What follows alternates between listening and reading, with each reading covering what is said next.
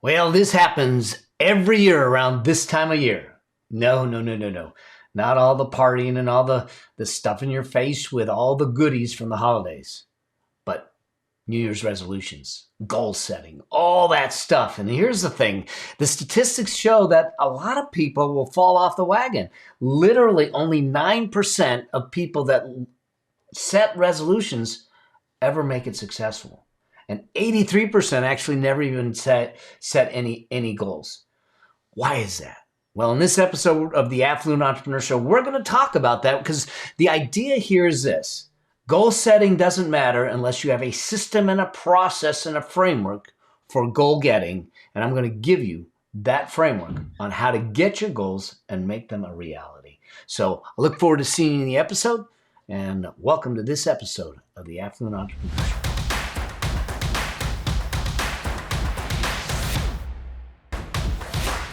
Welcome to this episode of the Affluent Entrepreneur Show, and this one we're going to talk about goal getting, not goal setting. Too often we're sitting back as we get towards the end of the year and we start setting goals, and we go through these goal setting workshops and everything, and we've got SMART goals and A-SMART goals and core strengths and all that stuff. All that stuff is great, but it doesn't get you to the goals. If you just look at the statistics, it's crazy that 83% of people don't even set goals.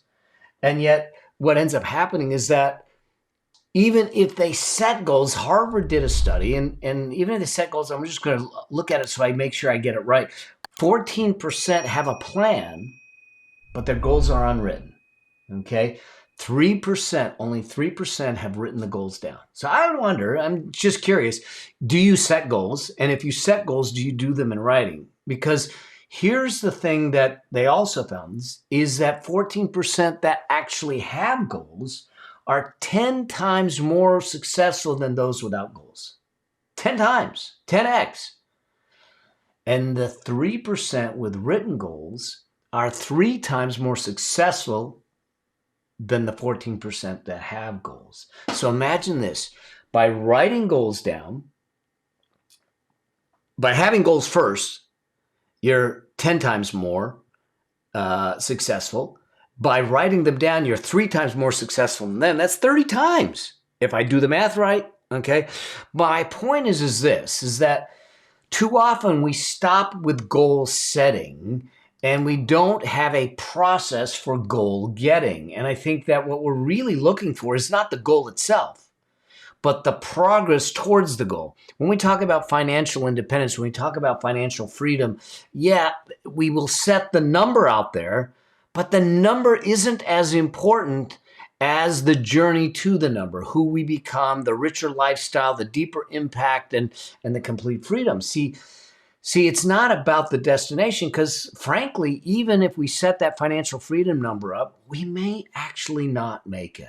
And so if we're not enjoying the journey, if we're not on the right aligned journey, if we're not in a process of progress, then what's the goal worth? And so how do we turn around and make that happen? Here's what we're going to do. I'm going to walk you through what I call the goal-getting triad. I'm going to walk you through a process that I've used, I think, going back to college days when I started studying for the CPA exam, which is a 4-day exam without calculators, that it helped me kind of set some things in motion. And so all of my big goals are built around this goal-getting triad. So it allows me to navigate through that. So we're going to walk through this, and I'm going to give you the kind of the process that you can use to not worry about just goal setting, resolutions, any of that type of stuff.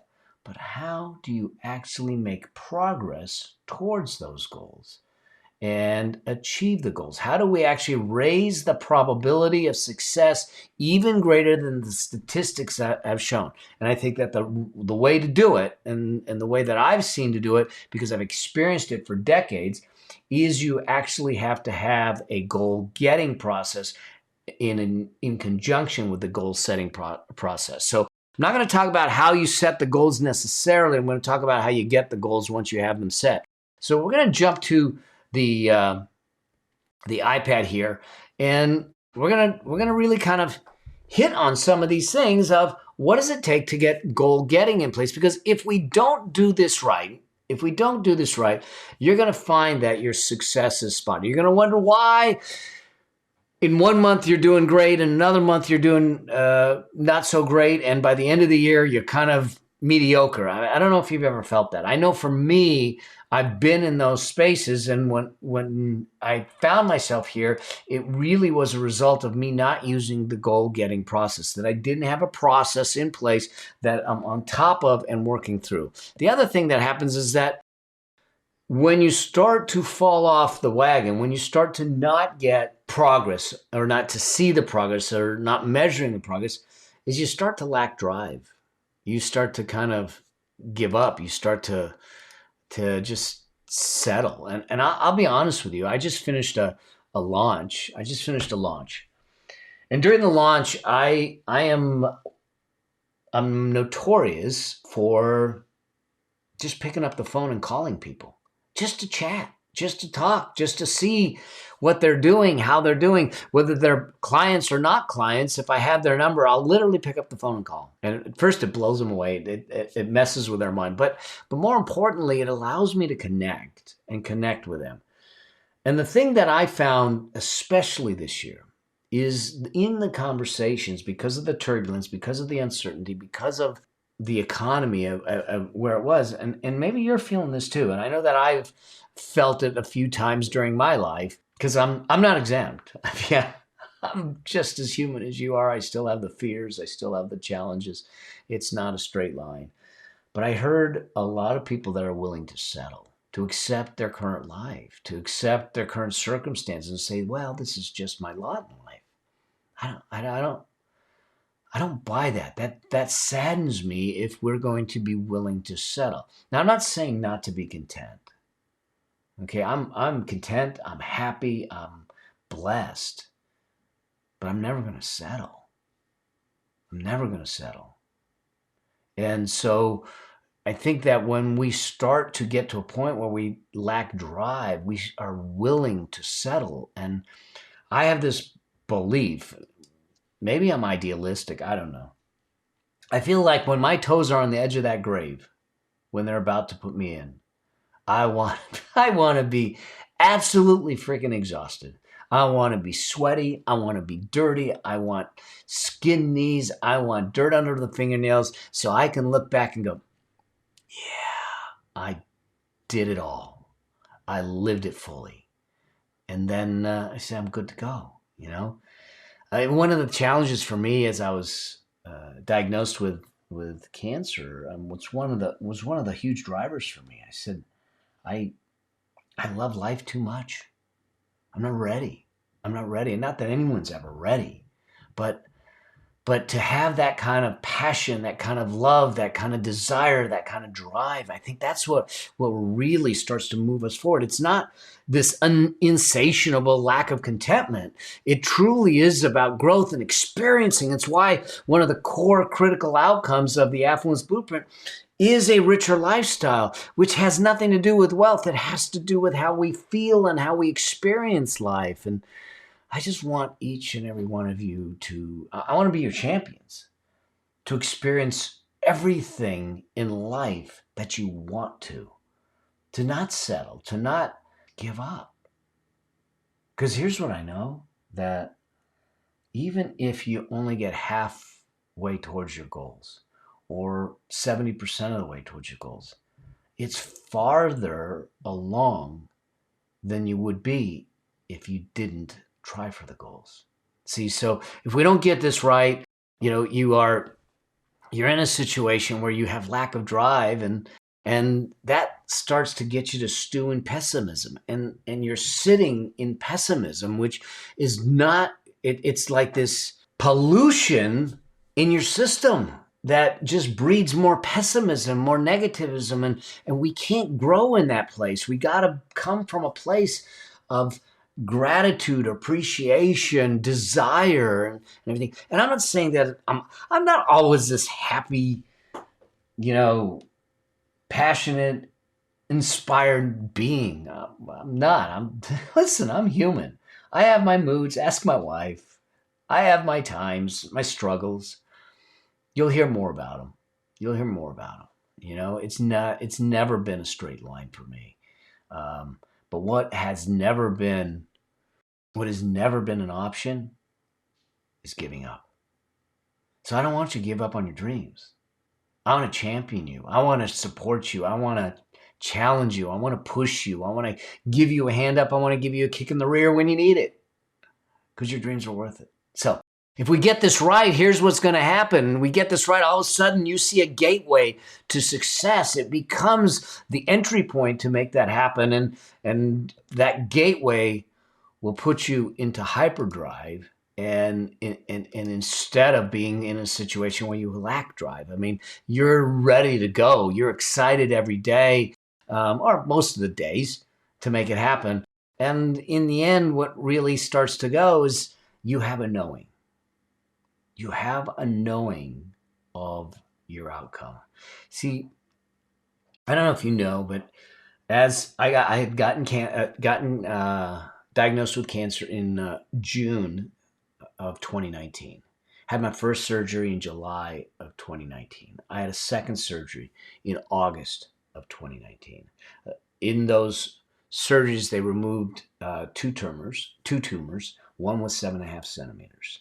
I then went through a series of treatments, and I went through my treatments, multiple series of treatments, and in December they said, "You're clean, you're clear, you look good." All right. So December of 2019, I feel like I'm on cloud nine. We beat cancer down within 6 months, and it was good. Then April of 2020 comes around. We got hit with the pandemic in March. I had a live event that I was going to do, but we pivoted and had to turn it to virtual because of the pandemic. People weren't traveling and all of that. So we flipped it to virtual. I do my event, and I finish on April 23rd of 2020. April 24th, I go in for my next checkup, my next scope and scan. And as I'm laying on the table and he's doing the scan, I hear my surgeon say, "Well, that's something." It's not something you want to hear the surgeon say. And he says, "There's another growth in there, in the bladder, and we need to go in and take it out."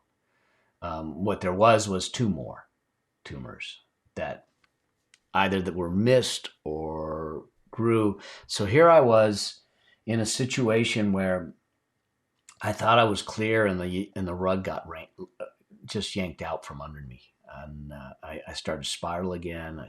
The fear, the thoughts of what it could mean, the possibility of losing my bladder, all of those things came rushing back in a moment, and all of that scared the hell out of me. And I was in a dark place as we were getting ready to do the surgery and schedule it and everything. And I happened to have a conversation with a friend who said to me, he says, "You don't sound good." And I said, "I don't feel good. I'm really scared. Um, is this the path that I have for the rest of my life, where I'm going to have this constant, oh, it's back, oh, it's back, oh, it's back." And I still have that fear today, and I'm 2.5 years clear. There's just that lingering fear. But there's something different. See, he asked me a question. He says, if you knew the outcome, how would you show up today? I said, if I knew the outcome, I would show up owning the outcome. And he says, well, what do you think the outcome is? I said, I'm going to beat this thing. I'm going to beat this cancer. He says, do you really know that?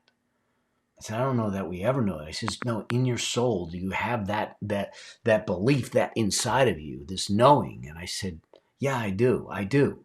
He says, what are you willing to do to make it happen? I said, whatever it takes.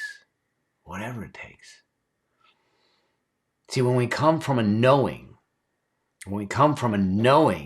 of the outcome, we will step into what it takes to make that happen. And I started to think about what he said, and I said, okay, so what do I need to do today to move me closer to that outcome? What do I need to do tomorrow to move me closer to that outcome?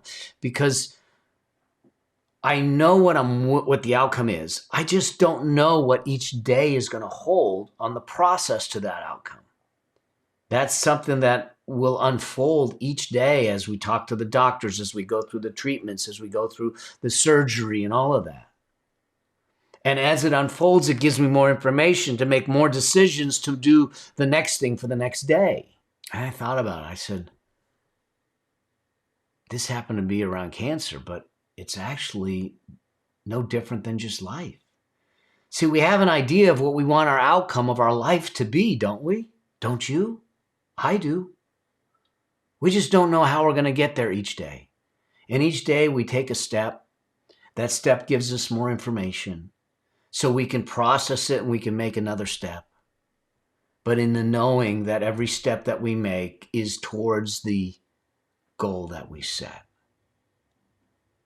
And I think that when you come from that place and when you get this goal getting right and you come from a place of knowing, it makes it easier to start to walk that path. Now, the question is, what do you need to know to make this happen before we get to the triad? And I think that there's a couple things that you need to know. And the first is this, is that micro successes are the key. Okay? When it came down to the cancer, yeah, I wanted it completely wiped out. But I knew that there was a process. How was it going to change my diet? How is it going to change my perspective? How is it going to change my mindset? How is it going to increase my strength and my vibrancy? What do I need to do to get through the treatments? Each day, all I had to do was take one step and put another step in front of it and celebrate the day and celebrate the success. See, what leads to big successes is the stacking of micro successes on the way. And too often we're looking at the big goal and we never celebrate the progress to the goal. And so when we talk about goal getting, what we really need to do is make sure that we have these micro steps that, one, we can build on and layer on and stack on to get us to the big success. It's the very reason that in the Affluence Blueprint, when we do the visioning process, we start at 10 years and we bring it down to 5 to 1 to 90 days to action steps.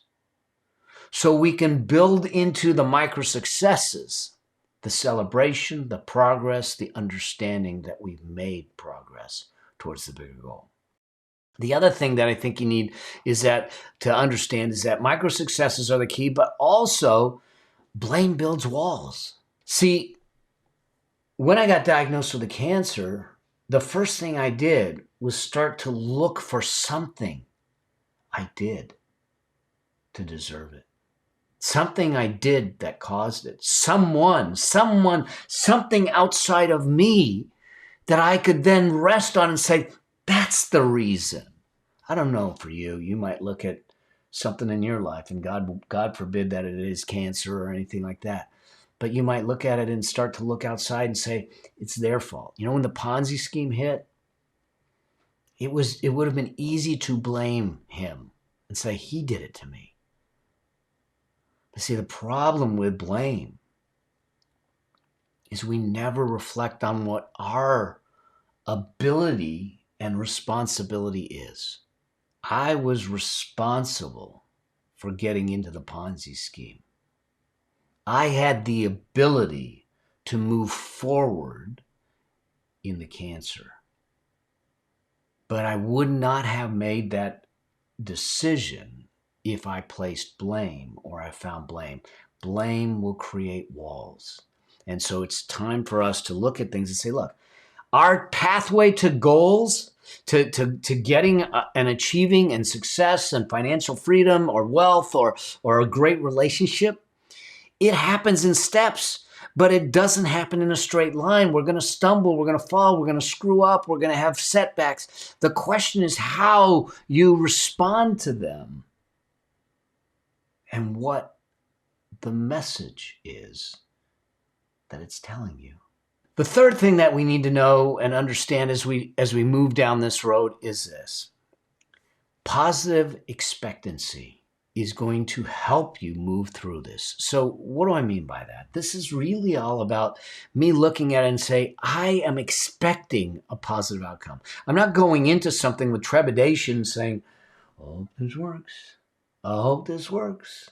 And well, I'll try it, because what happens is that is different. We are playing a game of curiosity with the anticipation of not losing versus playing the game of curiosity and going into something with a knowing and with the expectation of a positive outcome. When we approach something with the expectation of a positive outcome, we actually approach it differently, with more fervor, more commitment, more ownership. That's what starts to drive us. So if all we're doing is listing out a bunch of goals on a page and we don't connect to them, therein lies the very reason we're not getting the goals. Because goals setting is this sterile exercise, if we're not careful, that says, all right, I went through the goal setting exercise. Now they'll magically manifest. No, they're not. They're not. So let's talk about the triad. Let's talk about what it takes to really walk through this, the goal getting triad and the process to make that happen. And there's a couple things here that I want to highlight as we move through it. There's three primary elements of the triad. And the first is this idea of the goals must be personal. They must be personal. Here's the thing, is that if they're not personal, then they're not connected to you. They're separate from you. But when we make them personal, we are connected to it. There is a reason for it. There is something internal to us that is driving us through it. When we make them personal, our desire goes up. See, think about this. When you ask a child, what do you want to be when you grow up? Do they tell you one thing, or do they tell you a list of things? See, because children, they have this expectation, this personal kind of, they look at that view of themselves of possibility. And for some reason, society poisons us with mediocrity. They educate the desire out of us. We need to bring it back in. And the way you bring it back in is making sure that the goals that you're setting are truly personal to you, that you're connected to them. And there's two aspects that help with this. Is that the first is that this idea of positivity. Positive expectation is how we think about the goals. If we come at the goals with this idea, when I set my goals, I set them, but then I start to put these reasons next to it. If I come at the goals saying, this would be nice, well, that's not a goal. That's an interest. Interests don't come to fruition unless it's by happenstance.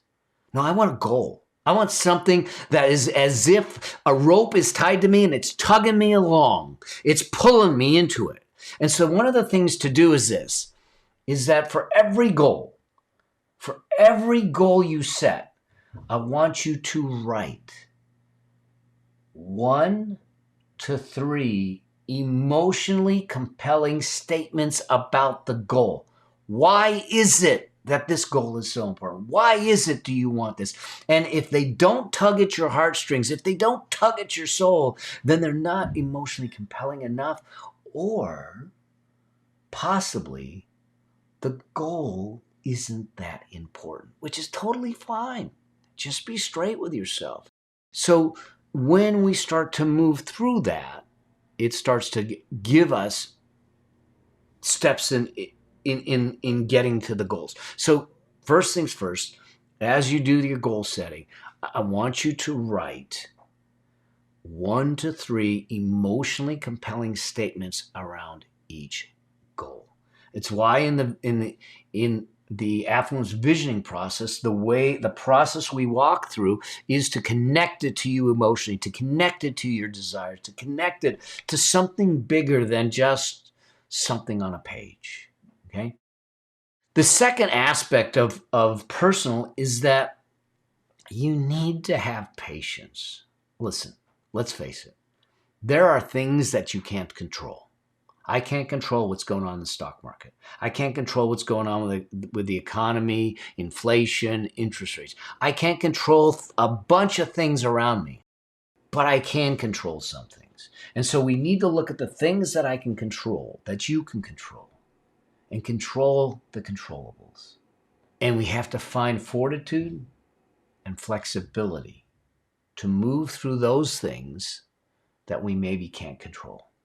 And as they present themselves, we got to look at it and say, all right, that was an obstacle. That was a wall that has a door in it. We just didn't hit the door. We got to find the door. And so one of the things that we do when we set goals, and I do planning for folks when I'm working with businesses or entrepreneurs or folks with trying to build businesses or wealth, is we start to look for alternatives. So knowing that things can happen and it's not a straight line, but the key is that if I know alternative ways to get to that same goal, then I've already thought about possibilities and options before I hit any obstacles. Now, there's a chance you don't hit a lot of obstacles and then the alternatives didn't matter. But what you want is the alternatives and the options before you hit an obstacle, because then it makes it easy to maneuver, pivot, or do something different. It's the very reason that when I do stock trading, when I do anything with respect to trading or even investing, I know the exit before I know the entrance. I know what I'm going to do if it goes against me. I know what I'm going to do if it goes for me. We plan it out and build it out, and then we have the patience and the fortitude to stick with it. See, back in 1990, I think it was 96, 97, I herniated 3 discs in my back. I herniated 3 discs in my back. I was having a hard time walking. The easy thing to do, which is what they recommended, was, hey, let's go in, we'll do surgery, and we're gonna shave the discs away. And that was 8 millimeter herniations right into the spine. And I started to ask the question. I said, so if you shave it away, isn't the problem the compression? Yes. And I said, okay, but if you shave it away, does that solve the compression? Not really. We can do some other things. And I said, so what happens down the road, say 5 years, 10 years? They said, well, at some point you'll probably have to fuse the vertebra. I go, that ain't happening. At that time, I was in my 30s. I said, if I'm starting down the pathway to fusing my vertebrae, then what am I in for? I'm physically active. I want to stay active. He says, well, the likelihood of you solving this without surgery is very, very small. I said, but there is a likelihood, right? It's possible. I said, great. Then I'm going to go that path. Now, it was a long road, 9 months of pain, 9 months of not sleeping, of acupuncture, nerve conduction studies, traction, epidural injections, all kinds of things. But as I sit here today, never had surgery. I'm active, continue to be active, healed and fine, and no fused vertebra. But here's the deal. About 6 months into it, I remember laying in my bed in pain, struggling, and saying to myself, maybe I just need to give up and do the surgery. And I was going to wake up that next morning and I was going to call the doctors and say, let's schedule the surgery. And for some reason, when I woke up the next morning, I said, wait a second, you have never quit anything before. Why are we quitting now? Why are we quitting now? So I went to the doctors instead and said, what more can we do to solve this? What else can we do? How do we hit it with more? Because I made the decision that I knew my outcome and I was going to do what it takes. 3 months later, I was not completely mended, but I was back working out, doing the things that I wanted to do and everything. But it was this patience, it was this fortitude, and it was the flexibility to make that happen. So as you set your goals, what you need to look at is that if I'm going to create the compelling statements, we now need to also create some alternatives and options so we know other ways to achieve those goals and not just one way. We can't have a goal where all the planets have to line up for it to make sense, because those goals are going to be really hard to accomplish. Okay, so I'm going to look for options up front. That leads me to the second pillar of this, and that is this idea of perseverance. Look, some of your goals are going to be 10-year goals, especially when we start talking about wealth building and everything. Those are long-term goals. Some of them are going to be short-term goals. But one of the thing that is going to be important is the fact that you're actually going to need to persevere. When you start to look at the data, when you start to look at the statistics, after 6 months, only 46%, less than 50% of the people that set any kind of goals or resolutions are still on them. And by the end of the year, only 9% has accomplished anything or stayed with their resolutions. That's a problem. And the problem isn't the goal. The problem is the perseverance. And underneath that problem of perseverance are two things. And that is this. When they set the goal, they didn't understand the why. They didn't understand the purpose. They didn't realize what it takes for them. What is the reason? When people come to me, especially when we start talking about money, they'll come to me and they'll turn around and say, I want to make $1 million. Okay? Why? That's an arbitrary number. Yeah, it may sound good. It's a round number. Why not 10 million? Why not 100 million? Why do you want the $1 million? Because if we don't know the why, we can't move through it. We need to remember, one of the first principles that I teach in the financial space is why before how and how much. I don't care how much you want to make. I don't care how wealthy you want to be. Because I do know this. If you don't have the why behind it, if you don't have the purpose behind it, if you don't understand the real purpose behind it more than what I want in the bank account, then it doesn't matter what the number is. It could be $100 and you won't make it. So when we set the goals and we have those emotionally compelling statements, they should also attach to an emotionally compelling why. Why is it so important for you to achieve that goal?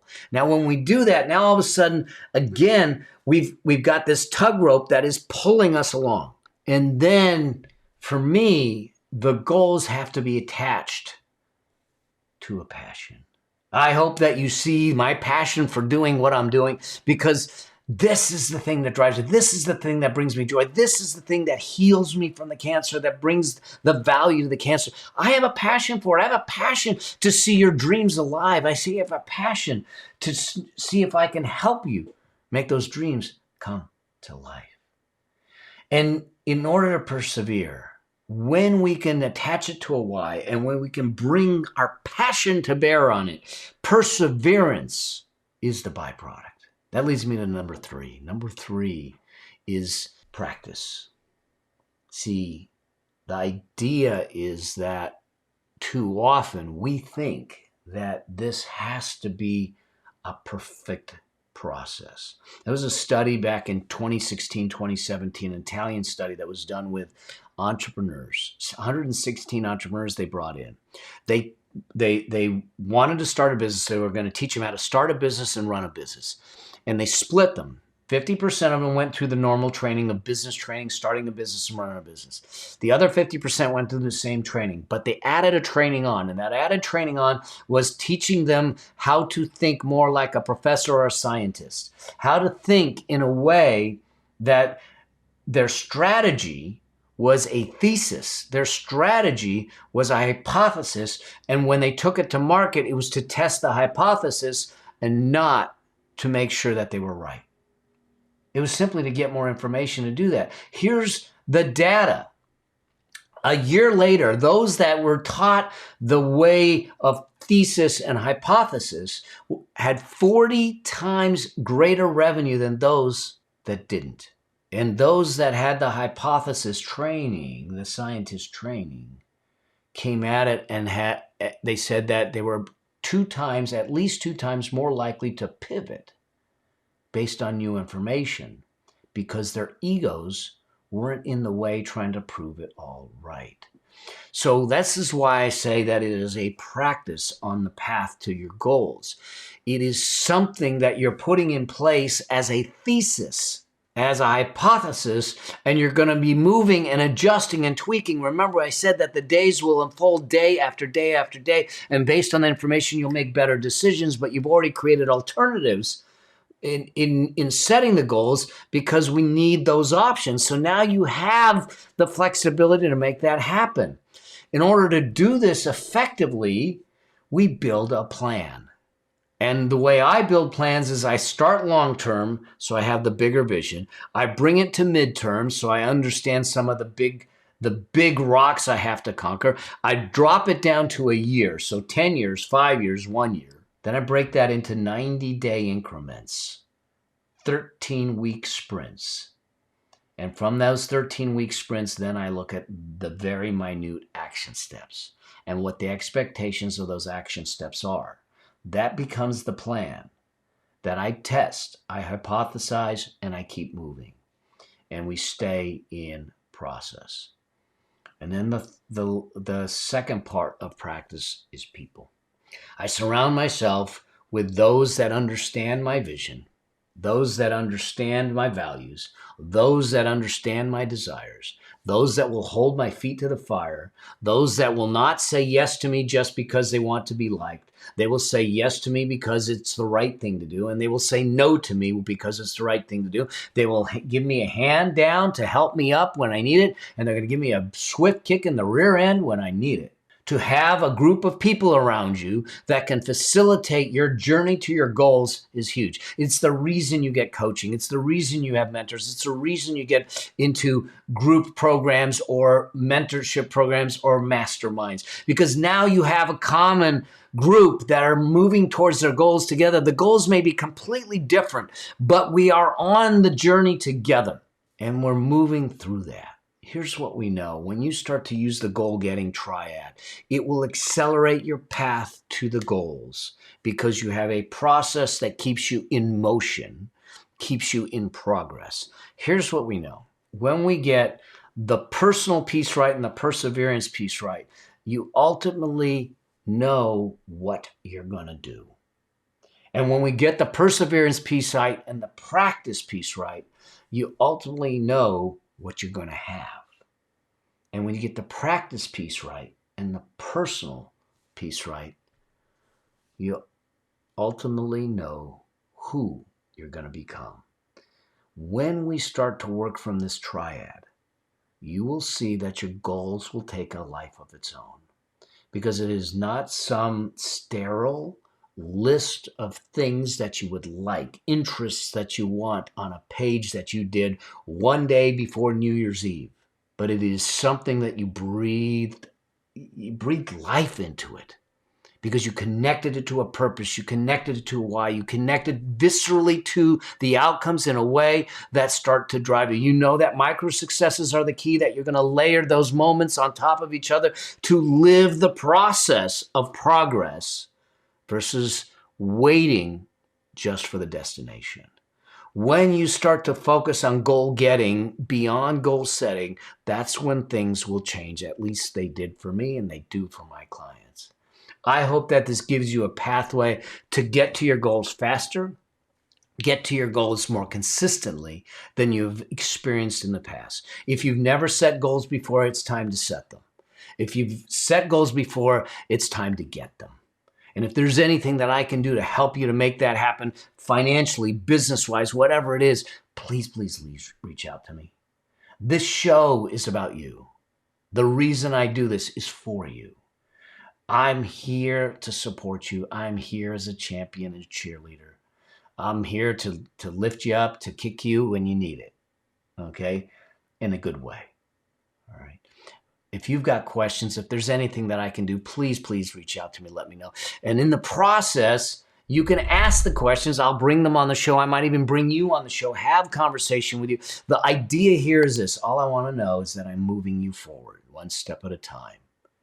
So you're on the journey you were meant to be on, that you're living the life that you are here to live with the unique gifts that you were given, and that you're never, ever going to settle for something less.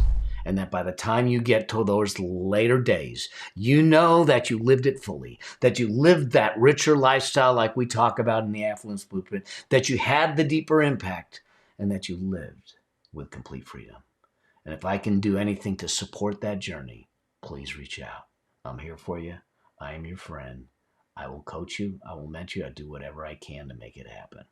So until we get a chance to see each other in another episode, another show, or on the road as I'm speaking, as I say, always strive to live a life that outlives you. Cheers. See you soon.